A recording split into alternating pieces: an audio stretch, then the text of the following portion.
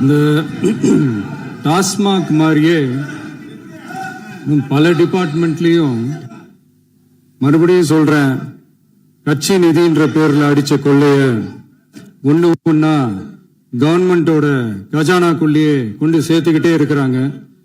இப்பவும் சொல்றேன், மக்கள் பணத்துல இருந்து ஒரு பைசா கூட தொடமாட்டோம், தொடவும் விடமாட்டோம், தொட்டா விடமாட்டோம், இதுக்கு முன்னாடி தொட்டவங்களையும் விடமாட்டோம்.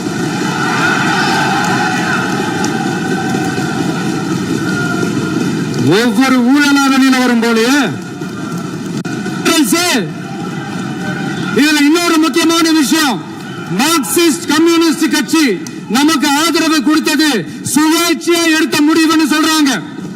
அதே மாதிரி இந்திய கம்யூனிஸ்ட் கட்சி நமக்கு ஆதரவு கொடுத்தது சுயேட்சையா எடுத்த முடிவுன்னு சொல்றாங்க. இதுல எங்க இருந்து நாங்க தான் அனுப்பி வச்சோம்னா புரியலையே. மக்களுக்கு நல்லா புரியும், எல்லாத்தையும் தெளிவா பார்த்துக்கிட்டு இருக்கிறாங்க.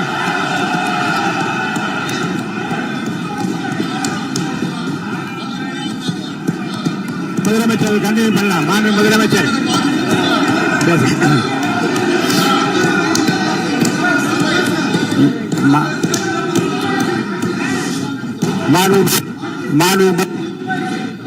மாண்பு முதலமைச்சர் கண்டினியூ பண்ணலாம். நீ கண்டினியூ பண்ணலாம்.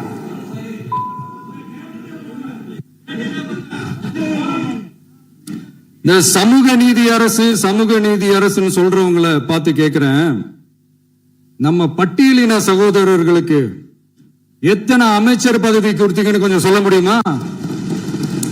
ஆனா நம்மளுடைய அரசுல 8 அமைச்சர் பதவிகள் யாருக்கு? நம்ம பட்டியலின சகோதரர்களுக்கு. எல்லாம் நம்ம அண்ணன், நம்ம தம்பி, நம்ம தங்கச்சிங்க. அண்ணல் அம்பேத்கர் அவர்களுடைய கிட்டத்தட்ட 100 ஆண்டு கால கனவு இப்ப நிறைவேறி இருக்கு.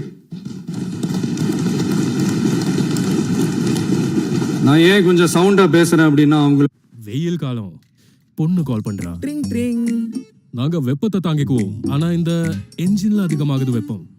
சாப்சோல் எஸ்டர் 5 போட்டா இது நெக்ஸ்ட் நாளே கிடைக்கும் 4 மடங்கு ஹீட் ப்ரொடெக்ஷன். எங்க அரசுல 4 சகோதரிகளுக்கு அமைச்சர் பதவி கொடுத்திருக்கிறோம்.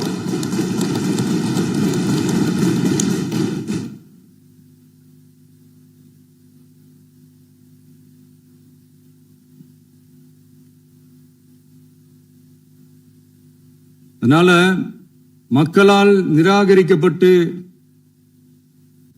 மக்களால் அகற்றப்பட்டவங்களுக்கு ஒண்ணு சொல்லிக்கிறோம், தப்பே செய்ய மாட்டோம், ஊழலே செய்ய மாட்டோம், நேர்மையா தான் இருப்போம், நியாயமா தான் இருப்போம் அப்படின்னு சொல்றவங்களால மட்டும்தான் கூட்டணி ஆட்சி அமைக்க முன்வரும். ஆட்சியிலையும் பங்கு, அதிகாரத்திலையும் பங்கு கொடுக்க முன்வரும். ஊழல்லையே ஊறி போனவங்களால இந்த கூட்டணி ஆட்சியோ ஆட்சியிலையும் பங்கு அதிகாரத்திலையும் பங்கு கொடுக்க முன்வராது. மெஜாரிட்டி இருந்தாலும் தரமாட்டாங்க, மெஜாரிட்டி இல்லைனாலும் தரமாட்டாங்க. கேட்டா ரெடிமேடா ஒரு பதில் ஒண்ணு வச்சிருப்பாங்க, கூட்டணி ஆட்சியை மக்கள் விரும்ப மாட்டாங்கன்னு. அதே மக்கள் தான் இப்ப அவங்கள பார்த்து சிரிக்கிறாங்க. நான் பதவி ஏத்த அன்னைக்கு கொஞ்சம் டைம் அவகாசம் கேட்டேன். எதுக்கு கேட்டேன்? நிதி நிலைமைலாம் கொஞ்சம் மோசமா இருக்குது, அதெல்லாம் கொஞ்சம் சரி செஞ்சுக்கிட்டு படிப்படியா கொஞ்சம் கொஞ்சமா நான் கொடுத்த வாக்குறுதிகள்லாம் செயல்படுத்துவேன், அதுக்காக கொஞ்சம் டைம் அவகாசம் கேட்டேன். நான் ஏதோ வேற எதுக்காகவோ வேற யாருக்காகவோ ஏதோ அவகாசம் கேட்ட மாதிரி. அடுத்து இங்க சபையில இல்லாதவங்களை பத்தி பேச வேண்டாம்னு நினைக்கிறேன்.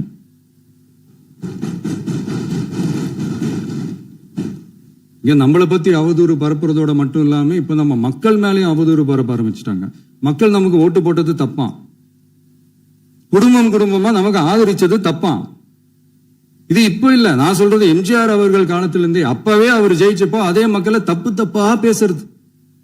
மக்கள் என்ன பண்ணிட்டாங்க, எம்ஜிஆர் என்ன பண்ணிட்டாரு, எம்ஜிஆர் என்ன இது பண்ணிட்டாரு. 50 வருஷமா ஒரே டெக்னிக்கா.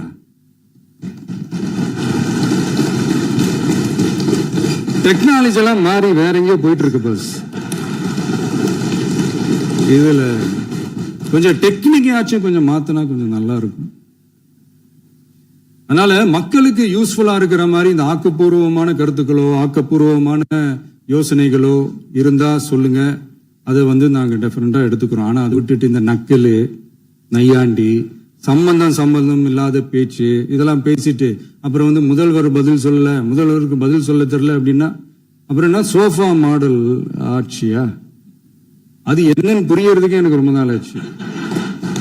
இந்த சோஃபா செட்டு, டேபிள் சேரு, டீபாய், பர்னிச்சர் பிசினஸ் எல்லாம் வேற வெளியில போய் பண்ண சொல்லுங்க. அப்படி அந்த பிசினஸ் தான் பண்ணணும்னா நிறைய பிசினஸ் பண்ற மாதிரி வெளியில போய் பண்ண சொல்லுங்க, இங்க சட்டசபைக்குள்ள வேணாம். அதனால ஆக்கப்பூர்வமான கருத்துக்கள் இருந்தா சொல்லுங்க. டெஃபினட்டா அது சரியா இருந்தா நாங்க ஏத்துக்கிறோம். எனக்கு ஒரு குட்டி கதை ஒண்ணு ஞாபகம் வருது, சொல்லாமா? ஒரு ஊர்ல ஒரு பெரியவர் வெயில் ரொம்ப ஜாஸ்தியா இருக்குன்னு சொல்லிட்டு கண்ணுக்கு மேல கை வச்சுக்கிட்டு இப்படி சுத்தி முத்தி தேடிக்கிட்டு இருந்தாராம். அப்ப கூட இருந்த ஒரு சின்ன பையன், என்ன தேடுறீங்க அப்படின்னு கேட்டானா. அதுக்கு அந்த பெரியவர் சொன்னாரா, அது ஒண்ணு இல்ல தம்பி, உங்க அப்பா இங்கதான் இருப்பாருன்னு சொன்னாங்க, அதான் தேடிக்கிட்டு இருக்கேன். எங்க உங்க அப்பாவையே காணோம்?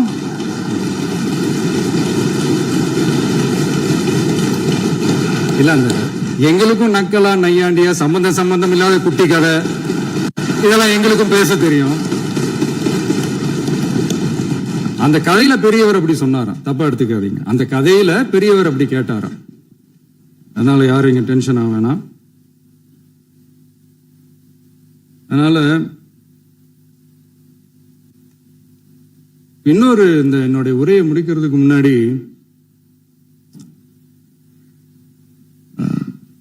போயிட்டாங்க, பேசலாமா? உங்க கருத்துக்களை நீங்க முழுமையாக மன நிறைவோடு பேசலாம்.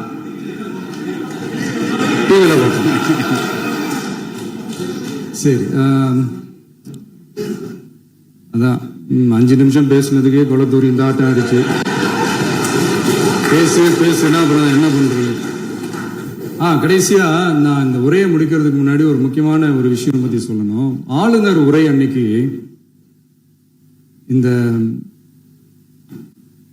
தமிழ் தாய் வாழ்த்துக்கு அப்புறம் தேசிய கீதம் பாடினது தப்பு, தேசிய கீதம் 2 முறை பாடினது தப்பு, அப்படி ஒரு நிகழ்வு இதுக்கு முன்னாடி இந்த சட்டசபையில நடந்ததே கிடையாது, அந்த மரபையே மாத்திட்டீங்க, இப்படி ஒரு பெரிய ஒரு போர் மாதிரி எதிர்கட்சியை சார்ந்தவங்க எல்லாம் சொன்னாங்க இல்லையா? அந்த மாநில உரிமை போராளிகளை, அந்த மரபு காக்கிற உரிமை போராளிகளை ஒரே ஒரு கேள்விதான் கேட்கணும். 2021 ஆகஸ்ட் 2 ஞாபகம் இருக்கா? Centenary celebration of Tamil Nadu legislature. அந்த ஃபங்க்ஷன்ல நம்ம முன்னாள் முதலமைச்சர் கருணாநிதி அவர்களோட கலைஞர் அவர்களுடைய கலைஞர் அவர்களுடைய புகைப்படத்தை மாண்புமிகு குடியரசுத் தலைவர் திறந்து வைக்கிற ஒரு ஃபங்க்ஷன். அந்த ஃபங்க்ஷன்ல national anthem followed by Tamil Thai Vazhthu அப்படின்னு அறிவிச்சது ஞாபகம் இருக்கா? அதாவது தேசிய கீதம் பாடினதும் ஞாபகம் இருக்கா? இதே அவையில் தான் நடைபெற்றது. இந்த புக்க நேரத்தில் இந்த ஆதாரங்களை அளித்த மாண்பு முதல்வர்களுக்கு நன்றியை தெரிவித்துக் கொள்கிறேன். டவுட் இருந்தா இந்த புக்கை பார்த்து தெரிஞ்சுக்கலாம். அதனால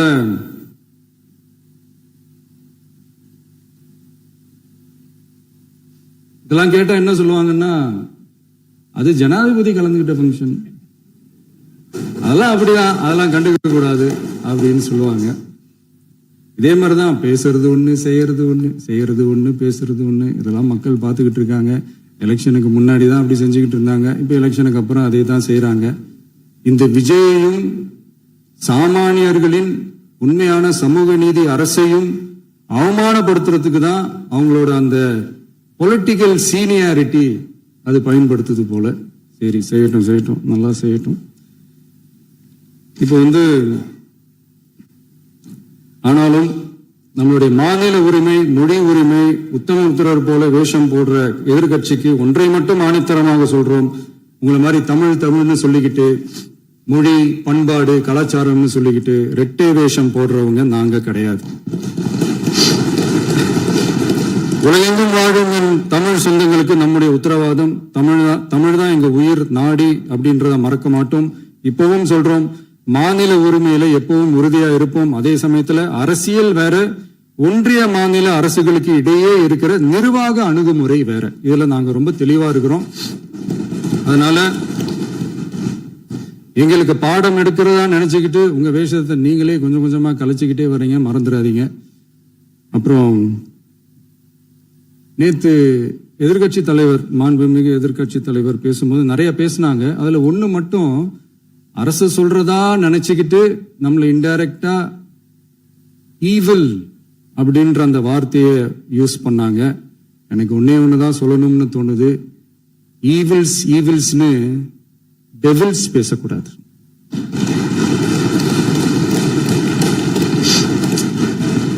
அவங்க இருந்திருந்தா ஒரு ஆக்ஷன் பண்ணணும்னு எனக்கு தோணுச்சு. எல்லாரும் போயிட்டாங்க. இல்ல பெர்மிஷன் பண்ணலாமா? இப்பவும் பண்ணலாம், ஒண்ணும் தப்பு இல்ல.